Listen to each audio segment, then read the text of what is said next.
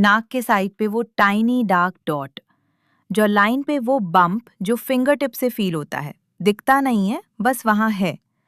और चिन पे वो क्लस्टर जो हर मंथ बिना फेल क्लॉकवर्क की तरह वापस आ जाता है। आप एग्जैक्टली जानती हैं कि ये सब कहाँ होते हैं, क्योंकि आप चेक करती हैं, टच करती हैं, कवर करती हैं और फिर एक नया प्रोडक्ट ट्राई करती हैं। और अगली सुबह वही चेहरा, वही जगह, वही फ्रस्ट्रेशन। ये डेली फ्रस्ट्रेशन है, सिर्फ स्किन इशू नहीं। और इसलिए आप थक गई हैं और आपका थकना जायज़ है। लेकिन मैं आज आपको एक बात बताऊंगी जो शायद किसी ने अभी तक क्लियरली नहीं बोली। प्रॉब्लम प्रोडक्ट नहीं है। प्रॉब्लम ये है कि इस चीज को गलत एंगल से समझा गया है, सरफेस से, अंदर से नहीं। और तब तक कोई भी प्रोडक्ट परमानेंटली काम नहीं करेगा, कभी नहीं। ऑलमोस्ट 2500 साल पहले चरक संहिता में एक टर्म था, मुख दूषिका, यानी जो चेहरे को अंदर से दूषित करे। आचार्य चरक ने तब क्लियरली लिखा था, ये स्किन की सरफेस का इशू नहीं है, रूट कॉज अंदर है। आज की डर्मेटोलॉजी भी वही कह रही है। तो फिर हम सब उस पोर स्ट्रिप पे क्यों अटक गए हैं? सुनिए, एक्चुअली होता क्या है। आपकी स्किन पे लाखों टाइनी पोर्स हैं। हर एक के नीचे एक सेबेसियस ग्लैंड है, एक नेचुरल ऑयल फैक्ट्री जो दिन रात काम करती है। ये ऑयल, ये सीबम आपकी स्किन का नेचुरल शील्ड है, एनिमी नहीं। अब एक सीन इमेजिन करो, एक पहाड़ी स्ट्रीम, बिल्कुल साफ, तेज बह रही है। लेकिन रास्ते में उसमें गिरने लगती हैं सूखी पत्तियां, मिट्टी, थोड़ा डेब्री। स्ट्रीम अपने करंट में सब कुछ समेट लेती है और धीरे धीरे उसकी नैरो ओपनिंग बंद होने लगती है। वही आपके पोर के अंदर हो रहा है। Excess sebum, dead skin cells, थोड़ा डस्ट, ये सब मिलके एक कॉमेडोन बनाते हैं। सोचिए, अगर पोर का मुंह खुला है तो वो सीबम बाहर आके ऑक्सीजन से मिलता है, ऑक्सीडाइज होता है, डार्क हो जाता है। वो ब्लैकहेड है, डर्ट नहीं है। बिल्कुल वैसे जैसे कटा हुआ सेब थोड़ी देर में ब्राउन हो जाता है हवा में, वो भी सिर्फ ऑक्सीडेशन है। अगर पोर का मुंह बंद है तो सीबम अंदर ट्रैप्ड रहता है, वो पेल क्लोज्ड बम्प, वो वाइट हेड है। और जब बैक्टीरिया उस ट्रैप्ड सीबम में मल्टीप्लाई करता है, इन्फ्लेमेशन शुरू होती है, तब बड़ा पेनफुल एक्ने। ये सरफेस की प्रॉब्लम लगती है, पर है नहीं। और इसलिए चाहे कितना भी स्क्रब करो, चाहे कितने भी प्रोडक्ट्स बदलो, जब तक अंदर का कॉज एड्रेस नहीं होता, ये बार बार वापस आता रहता है। इसलिए वो कभी परमानेंटली नहीं जाता। आप कुछ गलत नहीं कर रही थी, बस गलत जगह देख रही थी। रुको, पहले ये भी समझो, जो आप अभी कर रही हैं, वो इस चीज को और बुरा बना रहा है। स्किन ऑयली लगती है तो दिन में 3 बार फेस वॉश। हर बार जब आप स्किन को हार्शली स्ट्रिप करती हैं, वो कॉम्पनसेट करने के लिए और ज्यादा सीबम प्रोड्यूस करती है। आप स्किन का नेचुरल ऑयल जितना खींचती हैं, वो उतना ही और भरता है। ये एक साइकिल है जो आप अनजाने में खुद शुरू करती हैं। रफ स्क्रब जो डीप क्लीन फील करवाता है, वो एक्चुअली कॉमेडोन के ऊपर स्किन को माइक्रोस्कोपिकली टेयर करता है। बैक्टीरिया एक जगह से दूसरी जगह स्प्रेड होता है, एक ब्लैकहेड के 3 हो जाते हैं। और स्क्वीज करना, हाँ, वो सैटिस्फाइंग पॉप, वो बैक्टीरिया को डीपर लेयर्स में पुश करता है। एक छोटा ब्लॉक्ड पोर एक बड़े इन्फ्लेम्ड बम्प में कन्वर्ट होता है। डार्क स्पॉट्स जो महीने भर नहीं जाते, टेक्सचर चेंज जो परमानेंट हो जाता है। 1 सेकंड का सैटिस्फैक्शन, इसकी बहुत भारी प्राइस चुकानी पड़ती है। लेकिन ये सब बाहरी गलतियां हैं।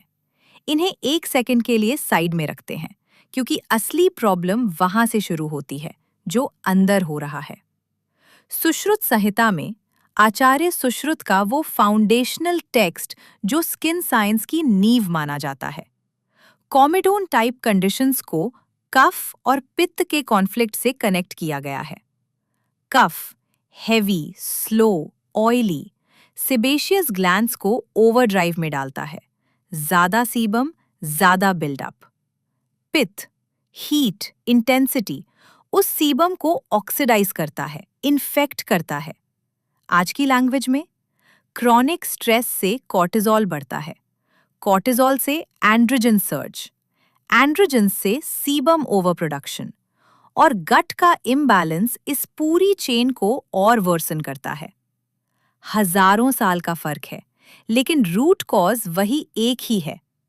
और नोटिस करो, इस पूरी चेन में कहीं भी रॉन्ग फेस वॉश नहीं है, कहीं भी गलत स्क्रब नहीं है।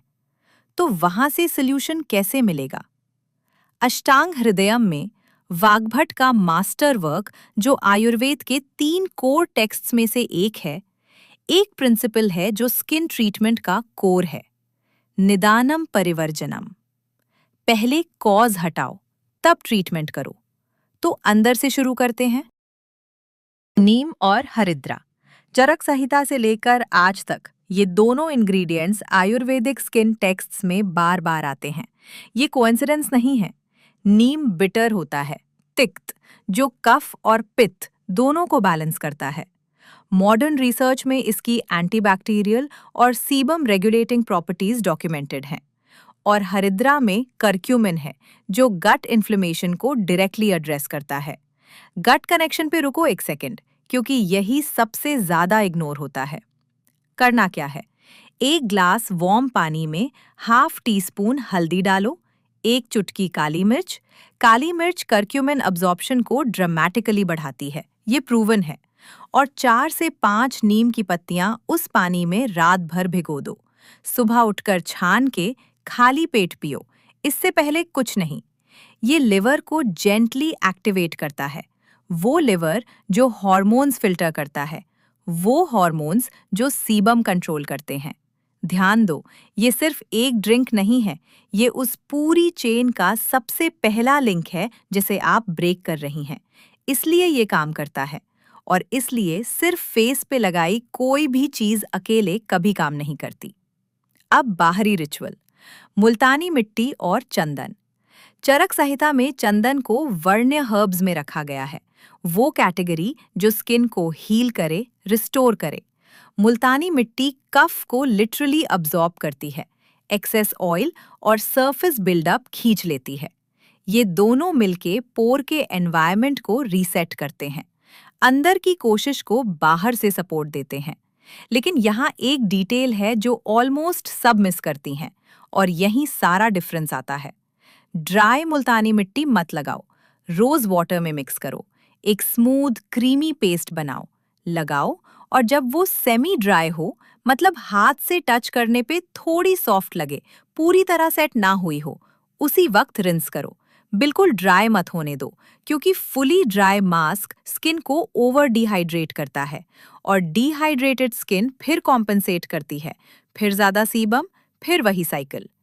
जॉलाइन, चिन, नाक के साइड्स, ये पित्त जोन्स हैं, बॉडी के नेचुरल हीट जोन्स।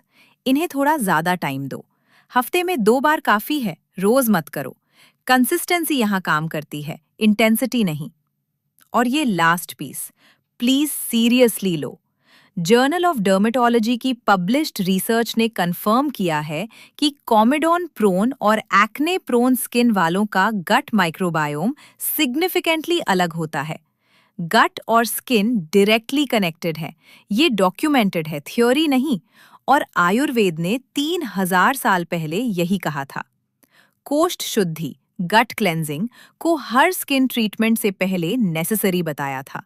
पहले अंदर साफ करो, तब बाहरी कोशिश करो। अब सोचिए, आपने कितने प्रोडक्ट्स ट्राई किए, लेकिन क्या कभी गट के बारे में सोचा? वही मिसिंग लिंक था, इसलिए किसी चीज ने काम नहीं किया। सिंपलेस्ट चीज करो, अपने पहले मील में 1 टेबलस्पून फ्रेशली ग्राउंड अलसी के बीज शामिल करो। फ्लैक्स सीड्स गट को प्रीबायोटिक्स देते हैं, एस्ट्रोजन बैलेंस होता है और इंटेस्टिनल ट्रांजिट स्मूथ रहता है। और रात को 1 कप वार्म जीरा सौंफ का पानी गट इन्फ्लेमेशन को ओवरनाइट क्वाइटली एड्रेस करता है। ये सुनने में ग्लैमरस नहीं लगता, मुझे पता है, लेकिन ये हजारों साल से चल रहा है। क्योंकि ये काम करता है। कॉमेडोन्स, ब्लैकहेड्स, व्हाइटहेड्स, एक्ने, ये बार बार इसलिए आते हैं क्योंकि हम सिम्टम ट्रीट करते हैं, कॉज नहीं। आज से वो साइकिल तोड़ना है, अंदर से शुरू करके बाहरी रिचुअल के साथ और गट को इस पूरी प्रोसेस में शामिल करके। एक चीज आज से, बस वो नीम हल्दी वाला पानी, वहां से शुरू करो। कमेंट में लिखो प्रकृति और आपकी जो दोस्त हर प्रोडक्ट ट्राई कर चुकी है, हर प्रॉमिस पे भरोसा कर चुकी है और फिर भी उसी प्रॉब्लम से परेशान है, ये उसे भेजो। जवाब हमेशा अंदर था।